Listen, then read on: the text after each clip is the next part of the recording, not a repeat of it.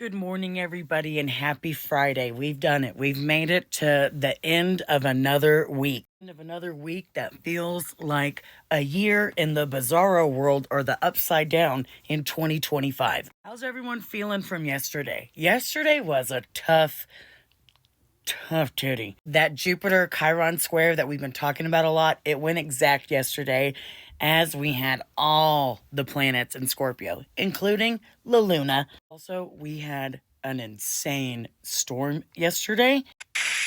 This is just the very beginning of it, the hail.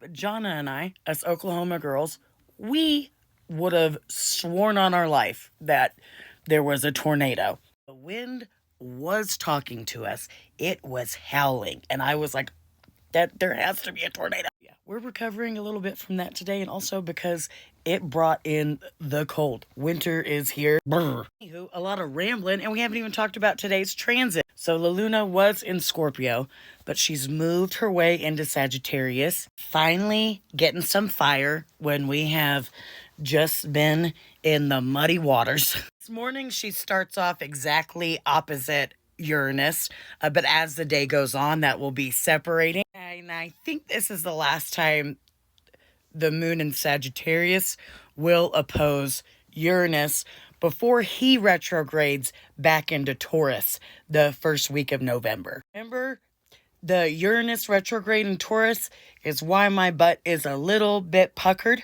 because that's rug pull out from under you energy. Tauruses are big bulls. You have to really pull out the rug to pull out the rug. So when you do, it's a lot. Expect some surprises around what makes us comfortable, our security, like how you feel about your house, your land, your country, your food even. I'm actually not sure if we will all really lose our snap, but if we get our food, it will be at a great cost. We will have to give something else up. It will be, an eeny, meeny, miny, mo. Because I know Saturn and Taurus is going to show us some restrictions in our food, in our security. But does it start with this last Uranus retrograde back into Taurus? Or is this administration going to do what they do and do that shock and awe, and at the last minute he's going to act like he saves Snap, he saves the holidays, much like Jesus and Hallmark? We will lose something, and he will still pat himself on the back. Don't think we will technically lose our food yet, but it is going to cost us. Someone is pulling the strings on what we can access and how anyway. Okay. We also have to talk about Mars. I know there's so much to talk about today. I'm sorry. Mars is in Scorpio. That's his realm. He loves it there. He's at the 22nd degree, okay? You remember that? In pop astrology, they call it the kill or be killed degree. When Mars was at the 22nd degree in Libra is when the CK incident, assassination, whatever, happened. It's very much a critical degree, as we've seen. Capricorn, Saturnian, better have some authority. You better shit or get off the pot. Mars moving through this 22nd degree, like something has to give. Something can't stay buried anymore.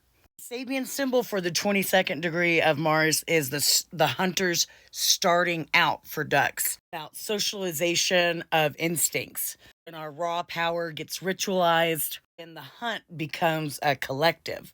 It's a reminder that we can channel like this primal pressure we have into purpose, into protection, into action that really means something. Today's vibe, we felt it all yesterday. It was on us.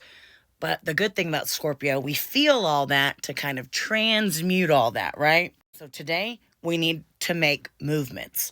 The last video I posted yesterday was a very kind of vulnerable one about me and how I freeze. You should have seen me right before the storm. I could feel it all in my body, and I was getting ready to start all this work, but I had so much energy, but yet couldn't move. Now today I'm going to move.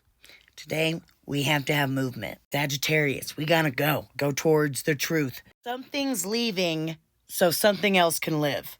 We got a Sun square Pluto, trine Jupiter. So tough titty kind of day. but it looks to resolve and end up and kind of roll up quite nicely. If you are feeling the aftershocks, breathe through it, not losing your grounding. And I know it feels like it.